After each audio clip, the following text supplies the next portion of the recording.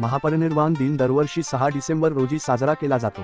प्रश्न 1. सरस आजीविका खाद्य महोत्सव 2025 चे उद्घाटन कोणत्या शहरात करण्यात आले?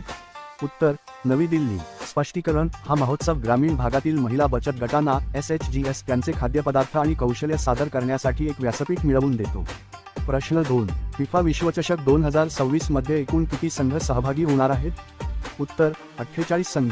स्पष्टीकरण: यापूर्वी 32 संघ सहभागी होत असत, परंतु 2026 पासून ही संख्या वाढवून 48 करण्यात आली आहे.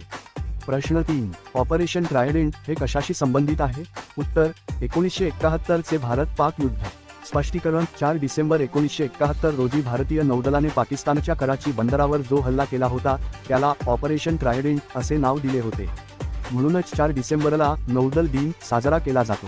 प्रश्न 4. विकसित भारतासाठी अणुऊर्जा मिशन अंतर्गत कोणत्या वर्षापर्यंत 100 गिगावॅट इलेक्ट्रिकल अणुऊर्जा निर्मितीचे लक्ष्य ठेवले आहे? उत्तर: 2047. स्पष्टीकरण: भारताच्या स्वातंत्र्याला 100 वर्षे पूर्ण होत असताना ऊर्जेची गरज पूर्ण करण्यासाठी आणि कार्बन उत्सर्जन कमी करण्यासाठी हे महत्त्वाकांक्षी लक्ष्य ठेवण्यात आले आहे. प्रश्न 5. आंतरराष्ट्रीय चिता दिवस दरवर्षी कधी साजरा केला जातो? उत्तर: 4 डिसेंबर. स्पष्टीकरण: चित्त्यांचे संरक्षण आणि संवर्धन करण्याबद्दल जागृती निर्माण करण्यासाठी हा दिवस साजरा केला जातो. भारतात कुनो नॅशनल पार्कमध्ये चित्ते पुनर्वसन प्रकल्प राबवला जात आहे.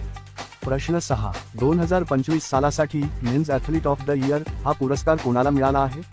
उत्तर: डुप्लांटिस मोंडो डुप्लांटिस. स्पष्टीकरण: हा स्वीडनचा पोल व्हॉल्टर काठी उडी खेळाडू आहे. त्याने अनेक विश्वविक्रम आपल्या नावावर केले आहे.